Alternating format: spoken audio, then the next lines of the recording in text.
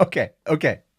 This is true. This is real. This is not a joke. This is not a drill. This is the reality that we are living in. So, Captain Marvel, of which, yes, I have talked about quite a bit. I fully understand that. But it is almost in some aspects the gift that keeps on giving. What we have here is a massive opening, $455 million in its opening weekend worldwide, 155 million here in the United States.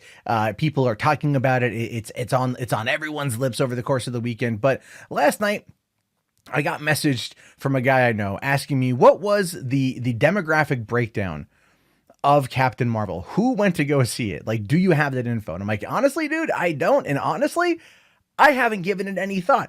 The amount of media bombardment surrounding Captain Marvel in regards to it coming out on International Women's Day, the first female-led superhero movie in the Marvel Cinematic Universe, according to some reports, the first female-led superhero movie ever, completely forgetting about Wonder Woman from 2 years ago, Catwoman, Elektra, Supergirl from 1984, and every other tentpole franchise that's been led by women over the years that always get forgotten, erased during this particular hype period of the next female-led movie cycle. It's true. It honest to God is. Every time. They always forget. They always just, everyone forgets about Angelina Jolie as Lara Croft. Everyone forgets about Mila Jovovich as Alice from Resident Evil. Everyone forgets about Kate Beckinsale or Sigourney Weaver or Linda Hamilton. It never comes up in conversations. Period. Point blank. Full stop. Never gets brought up. Always gets forgotten. It's so weird that every time there's a female-led movie, this kind of conversation happens. And when it does, I always have to point and laugh because of the absurdity of it. Rather than just letting a movie exist and treating a person as a person, it has to be something special. If it's not something special, then it's not worth having. And that's, of course, part of the society that has been crafted, curated, and absolutely abetted by the media. But this cracked me up the most because you figure a movie like Captain Marvel, a female-led superhero movie in the MCU, first of its kind, Brie Larson, massive feminist icon that the feminists would have come out in droves. The feminists would have absolutely stormed the cinema and helped bring it to that $455 million opening weekend worldwide. You would think that would be the case, right? You think it would be nothing but women inside that theater. No. Thanks to mostly men, Captain Marvel wins the box office. After months of fighting among mostly crazy people claiming that men want Captain Marvel to fail because as a female lead, most of the turnout for the film were men were giving it a massive opening weekend. Deadline says even though Captain Marvel launched on International Women's Day yesterday, she continues to remain male-heavy at 61%. Box Office Mojo is reporting that Captain Marvel earned $153 million domestically, bringing it to $455 million by the end of the weekend. The question is now, why so little support by women?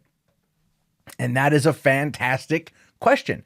That is a fantastic question. Why? After all of this hoopla, after all of this shit, after all of this nonsense where the media was 100% lying about Captain Marvel review bombs and all of this other nonsense, and you had other people trying to push up Brie Larson as an SJW psycho feminist wanting to take away your ball sack, because there were some of the comments I've seen are from those kind of people who believe that kind of stuff, and oh dear God. Where were the women though? That's a question. Where were the women? Where were they? I know my girlfriend and her friend went to go see it yesterday. So women were going to see the movie, but out of the massive amount of people who went and saw this movie over the weekend, bringing it to the sixth largest. Now, this is true. The sixth largest global premiere of all time. Where were the women at? 61% were men. 61% were men. 39% were female. Where the hell were they? See, I'm not saying that women didn't want to see this movie. Many women clearly did. But this always tends to happen in these kind of arguments. The people that are the loudest advocates for this kind of media are rarely the type of people who actually show up to have that discussion and to actually see those movies. Oftentimes, whatever you see outrage-wise on Twitter rarely has anything to do with actual money, right? People who complain the loudest oftentimes don't buy the product. We've seen this in video games for years. Feminists who sit there and they attack everything involving gaming don't actually play video games. They just want to control the narrative. The same clearly went here for Captain Marvel. A lot of people were defending the movie. A lot of white knights were defending the movie before they even saw it. But still, the vast majority of people who went to go see it were men. 1 out of every 6, or 6 out of every 10, sorry. 6 out of every 10 were men. Where were the women? Where were the feminists? Where were all the groups showing up to see this movie? Because they don't care about it.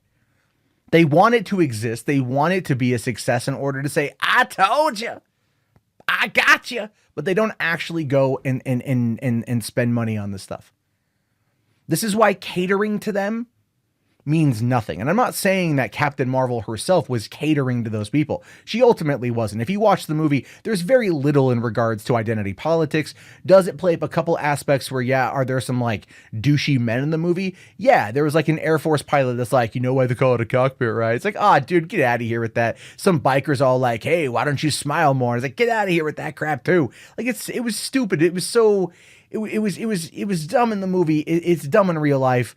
But it's there, and that's really about it. It wasn't like in the movie, they're sitting there going like, you can't do it because you're a girl. Although I think actually Carol Danvers' father implied that heavily from when she was a kid. And then it was about Carol finding herself ultimately was the movie. But that's about it. But they didn't really hammer it over your head. They didn't beat you with it, nothing like that. But it was there. And at the same time, it didn't bother me at all because I'm like, all right, stupid. But the people who should have been out there championing for something like this to be out there, something like this to exist and to push back on those tropes and against those stereotypes, were nowhere to be found. So then the real question is, where were the women?